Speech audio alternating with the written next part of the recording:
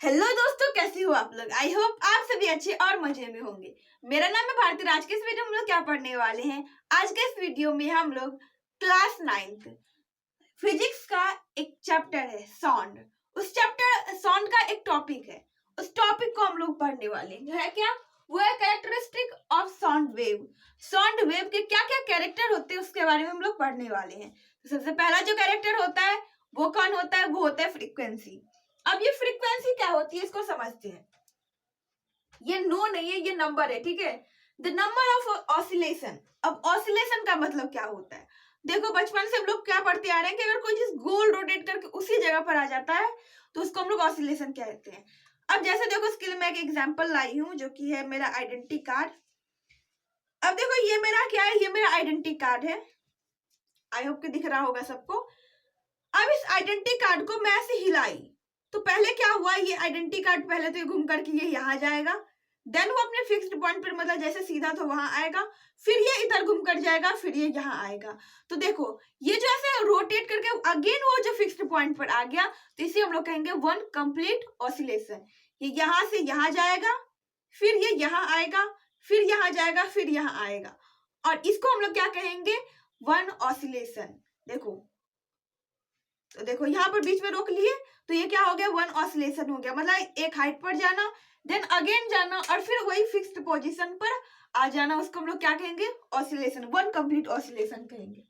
ठीक है, the number of oscillation, compression या रेयरफैक्शन। अब देखो, यहाँ पर ऑसिलेशन का सिर्फ एक मीनिंग नहीं होता है, ऑसिलेशन का अलग अलग यहाँ पर मीनिंग निकल करके आता है। जैसे कि देखो, अगर हम लोग कहें तो कुछ ऑसिलेशन इस तरीके से भी हो सकती है। अब जैसे देखो, यहाँ पर हम लोग वेव बनाए, ठीक है, ये 0 है। अब कुछ ऑसिलेशन कुछ इस तरीके से होगी।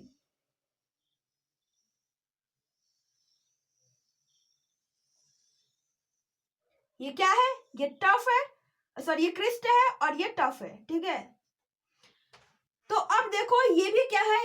ऑसिलेशन है। अब यहाँ पर कंप्लीट ऑसिलेशन कैसे होगा? ये देखो, यहाँ से स्टार्ट हुआ, एक बार ये क्या होगा? यहाँ पर आया, देन अगेन ये यहाँ पर आया, फिर ये जो पॉइंट है इसको हम लोग क्या कहेंगे? इसको हम लोग क्या कहेंगे? इसको हम लोग कहेंगे वन कंप्लीट ऑसिलेशन। देन फिर से यहाँ से शुरू होगा, फिर यहाँ आएगा एक टफ, एक क्रस्ट, और फिर यहाँ पर आ जाएगा, ये क्या होगा? फिर अगेन ये कंप्लीट ऑसिलेशन होगा। देन फिर ये यहाँ से यहाँ आ जाएगा, फिर ये क्या हो जाएगा? एक कंप्लीट ऑसिलेशन हो जाएगा। अब आप एक बात बताओ कि इसमें ये जो डायग्राम बनाया गया, इसमें टोटल कितना ऑसिलेशन कंप्लीट किया जा रहा है? ऑसिलेशन क्या होगा? जब एक टफ, एक क्रस्ट, दोनों को जोड़ देंगे तो वन कंप्लीट ऑसिलेशन बनेगा। देखो, पहला एक यहाँ हुआ, दूसरा यहाँ से यहाँ हुआ, और तीसरा यहाँ से यहाँ हुआ। मतलब इसमें टोटल 3 ऑसिलेशन कंप्लीट किए जा रहे हैं, टफ एंड क्रस्ट। और दूसरा भी अभी जो ऑसिलेशन होगा वो कैसा होगा? वो होगा कंप्रेशन एंड रेयरफैक्शन का। इसके बारे में मैं पिछले वीडियो में बताई भी थी। सपोज करो ये एक स्पीकर है, यहाँ से साउंड निकल रहा है, यहाँ पर क्या है? ये कंप्रेशन है, ठीक है, और फिर यहाँ पर रेयरफैक्शन है, फिर यहाँ पर क्या है? कंप्रेशन है, और फिर अगेन यहाँ पर रेयरफैक्शन है। तो एक बात बताओ, इसमें टोटल कितना ऑसिलेशन कंप्लीट किया जा रहा है? तो इसमें टोटल 2 ऑसिलेशन कंप्लीट किए जा रहे हैं। ऑसिलेशन तभी होगा जब कंप्रेशन, रेयरफैक्शन दोनों जुड़ेगा। तो इसमें देखो, ये कंप्रेशन है, ये रेयरफैक्शन है, ये कंप्रेशन है, ये रेयरफैक्शन है। इस दोनों को जोड़ देंगे तो एक ऑसिलेशन हो जाएगा, इस दोनों को जोड़ देंगे तो एक ऑसिलेशन हो जाएगा। मतलब इसमें टोटल कितने ऑसिलेशन कंप्लीट किए जा रहे हैं? 2। इसमें कितने किए जा रहे हैं? 3। और वैसे ही मैंने जब आइडेंटिटी कार्ड से करके दिखाया था, तो एक मैक्सिमम पॉइंट से अगेन दूसरे मैक्सिमम पॉइंट तक जाना और फिर फिक्स्ड पॉइंट पर आ जाना, उसको हम लोग क्या कहेंगे? उसे भी हम लोग कहेंगे वन कंप्लीट ऑसिलेशन। सो अब आगे समझते हैं। द नंबर ऑफ ऑसिलेशन मतलब कितना ऑसिलेशन किया जा रहा है, या तो कंप्रेशन, रेयरफैक्शन हो सकता है, या टफ क्रस्ट हो सकता है। That pass of fixed point, जो जिस पर किससे पास करता है? वो फिक्स्ड पॉइंट से पास करता है इन 1 सेकेंड, 1 सेकेंड में। अब इसका मतलब क्या हुआ? अगेन मैं निकालती हूँ अपना हथियार, मतलब ये आइडेंटिटी कार्ड। अब देखो, इसको क्या करेंगे हम लोग?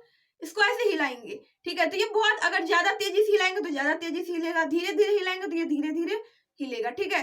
तो अब हम इसमें क्या होगा? इसमें फ्रीक्वेंसी का मतलब ये होता है कि 1 सेकेंड में, सिर्फ 1 सेकेंड में ये कितना ऑसिलेशन कंप्लीट कर देता है। अब सपोज करो ये ऐसे तेजी से हिल रही है, ठीक है, अब एक सेकंड में सपोज करो ये 3 ऑसिलेशन कंप्लीट हुई, मतलब इसका फ्रीक्वेंसी कितना हो जाएगा, 3 हो जाएगा। सो एक सेकंड में कितना ऑसिलेशन कंप्लीट होगा, इससे क्या पता चलेगा, इससे उसका फ्रीक्वेंसी, वही उसका फ्रीक्वेंसी हो जाएगा। अब देखो वैसे ही और इसका एग्जांपल है, जैसे कि देखो हम लोग वायलिन बजाते हैं, गिटार बजाते हैं, उसमें अगर वो जो स्ट्रिंग होता है अगर उसको हम लोग धीरे से मतलब यूज करेंगे तो क्या होगा, तो वहां पर वहां का जो वॉइस होगा उसका फ्रीक्वेंसी कम होगा। अगर वो फ्रीक्वेंसी कम होगा, फ्रीक्वेंसी कम होने का मतलब जो आवाज निकलेगी वो मोटी आवाज निकलेगा, और वही अगर तेजी से बजेगा तब जो आवाज निकलेगी वो पतली आवाज निकलेगी, थ्रिल आवाज। अब यहाँ पर सुरीली नहीं बोल सकते क्योंकि मोटी आवाज में भी सुरीला लोग बोलते हैं, पतले में भी बोलते हैं, ठीक है, श्रिल और फ्लैट। बट दोनों केस में कैसा निकलेगा, एक में श्रिल आवाज निकलेगी, एक में फ्लैट आवाज निकलेगी। जहाँ फ्रीक्वेंसी ज्यादा रहेगी वहां पर पतला आवाज निकलेगा, और जहां पर फ्रीक्वेंसी कम होगा वहां पर कैसा आवाज निकलेगा, मोटा आवाज निकलेगा। इसे आप लोग एक और तरीके से कंपेयर कर सकते हैं, जैसे कि जनरली जब मैन जब एडोलेसेंस या टीनेज एज के बाद और टीनेज एज में भी वहां से उन लोगों का आवाज जो है ना, वॉइस का मुंह मोटा होने लग जाता है। मोटा होने का मतलब कि उन लोगों का आवाज फ्लैट हो जाता है, उन लोगों की फ्रीक्वेंसी कम होती जाती है। बट बचपन में क्या होता है, बचपन में अगर आप देखोगे ना तो बॉयज और गर्ल्स का दोनों का आवाज सेम रहता है, बट बड़े होते होते वो आवाज क्या हो जाता है, मोटा होने लग जाता है, फ्लैट आवाज हो जाता है, ठीक है। और वही गर्ल्स में पतली ही रहती है। तो बॉयज में मोटा होने का मतलब क्या होगा, वहां पर उसका फ्रीक्वेंसी धीरे धीरे कम होने लग जाता है जिससे उसका आवाज मोटा हो जाता है। बट गर्ल्स का या तो वो वैसा ही रहता है या और पतला हो जाता है, या किसी किसी का मोटा हो जाता है। आई होप आप लोगों को समझ में आ गया होगा कि फ्रीक्वेंसी का मतलब क्या होता है। फ्रीक्वेंसी का सिंपल से मीनिंग होता है कि एक सेकेंड में कोई भी ऑब्जेक्ट कितना ऑसिलेशन कंप्लीट कर रहा है। सपोज करो मैंने एक थ्रेड लिया और थ्रेड को तेजी से खींच दिया, अब वो थ्रेड क्या करने लग जाएगा, वाइब्रेट करने लग जाएगा। अब वो एक सेकंड में कितना बार वाइब्रेट करेगा वो उसका क्या हो जाएगा, फ्रीक्वेंसी हो जाएगा। अब फ्रीक्वेंसी के अगर एसआई यूनिट देखें, सो फ्रीक्वेंसी के एसआई यूनिट को कहते हैं हर्ट्ज, एच जेड से इसको डिनोट करते हैं। एसआई यूनिट को एच जेड से डिनोट करते हैं। अगर फ्रीक्वेंसी को डिनोट करने की बात आती है तो जनरली फ्रीक्वेंसी को डिनोट किया जाता है स्मॉल एफ से, स्मॉल एफ से फ्रीक्वेंसी को डिनोट किया जाता है, और हर्ट्ज को एच जेड से डिनोट किया जाता है, ठीक है। हाइयर फ्रीक्वेंसी मतलब हाइयर पिच, ज्यादा फ्रीक्वेंसी रहेगा तो ज्यादा पतली आवाज निकलेगी, लो फ्रीक्वेंसी रहेगा तो मोटी आवाज निकलेगी। अब जैसे देखो कि ड्रम लिए, ड्रम को तेजी से मतलब ड्रम को बीट कर रहे हैं तो उसमें से मोटा आवाज निकलता है क्योंकि उसका फ्रीक्वेंसी कम होता है। वही अगर वायलिन बजाते हैं, गिटार बजाते हैं तो उसका वायलिन, ठीक है, तो उसका क्या होता है, उसका फ्रीक्वेंसी ज्यादा होती है, इसलिए उसका जो आवाज होता है वो थ्रिल आवाज निकलती है, पतली आवाज निकलती है। आई होप कि आप लोगों को समझ में आ गया होगा। और नाउ हम लोग समझेंगे क्या, तो टाइम टेकन क्या होता है।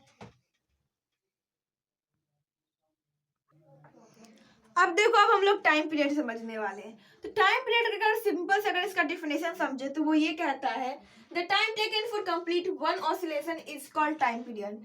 एक ऑसिलेशन में एक ऑसिलेशन को कंप्लीट करने में कितना टाइम लगता है उसे हम लोग क्या कहेंगे, उसे हम लोग कहेंगे टाइम पीरियड। या ये भी कह सकते हैं कि वन कंप्लीट वेव होने में कितना टाइम लगता है उसे भी हम लोग टाइम पीरियड कहेंगे। अब जैसे देखो, पहला तो मैं वही पेंडुलम का हेल्प लूंगी जिसमें कि पेंडुलम में एक फिक्स्ड पॉइंट से एक मैक्सिमम हाइट पर जाता है, देन वो अगेन मैक्सिमम हाइट पर जाती है और फिर वो उसी फिक्स्ड पॉइंट पर आ जाता है। तो उसे करने में उसको कितना सेकंड लगा, कितना टाइम लगा, तो उसे हम लोग क्या कहेंगे, उसे हम लोग टाइम पीरियड कहेंगे, ठीक है। अगर हम लोग दूसरा वेव के थ्रू देखें तो जैसे देखो ये मैं बताई थी कि ये एक कंप्लीट वेव हुआ, ये क्या हुआ, एक कंप्लीट वेव हुआ। अब इसी कंप्लीट वेव को करने में इसको कितना टाइम लगा, एक कंप्लीट वेव को करने में कितना टाइम लगा, उसे हम लोग क्या कहेंगे, टाइम पीरियड कहेंगे।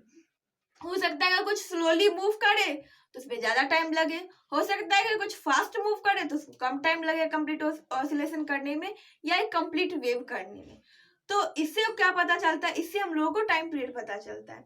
हम लोग ये पहले से जानते हैं कि टाइम पीरियड को की एसआई यूनिट सेकंड होती है, एंड उसे हम लोग डिनोट किससे करते हैं, उसे हम लोग टी से डिनोट करते हैं, इसकी एसआई यूनिट सेकंड होती है, ठीक है। अब फ्रीक्वेंसी से इसका फॉर्मूला मतलब कि ये टाइम पीरियड से फ्रीक्वेंसी का फॉर्मूला निकल करके आता है। अब फ्रीक्वेंसी क्या होता है, फ्रीक्वेंसी अभी मैं जस्ट बताई, तो फ्रीक्वेंसी को फाइंड करना है तो कितना ऑसिलेशन कंप्लीट हुआ है, कितना टाइम पीरियड लगा है, कितना ऑसिलेशन कितना ऑसिलेशन कंप्लीट किया गया है एंड कितना टाइम लिया है। इससे क्या पता चलता है, इससे हम लोग को फ्रीक्वेंसी पता चलती है। एक बात याद रखिएगा कि ये एक ऐसा टॉपिक है जहाँ से न्यूमेरिकल पूछे जाते हैं और वो इसी फॉर्मूला सब पे बेस्ड होता है। सो आई थिंक दैट कि आप लोगों को ये थोड़ा अच्छे से समझ लेना चाहिए, क्योंकि इससे न्यूमेरिकल क्वेश्चन आते हैं। ठीक है, आप देखो यही से हम लोग किसका फॉर्मूला डिराइव कर सकते हैं, यही से हम लोग टाइम का फॉर्मूला डिराइव कर सकते हैं।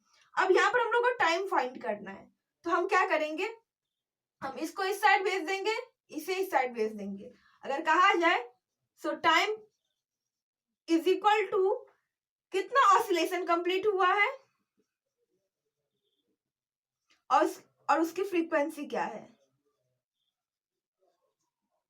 इससे क्या फाइंड हो जाएगा हम लोगों का, इससे हम लोग का टाइम पीरियड फाइंड हो जाएगा, मतलब कितना ऑसिलेशन कंप्लीट किया है और उस ऑसिलेशन को करने में उसकी फ्रीक्वेंसी क्या थी, तो उससे हम लोग को क्या मिल जाएगा, टाइम पीरियड मिल जाएगा।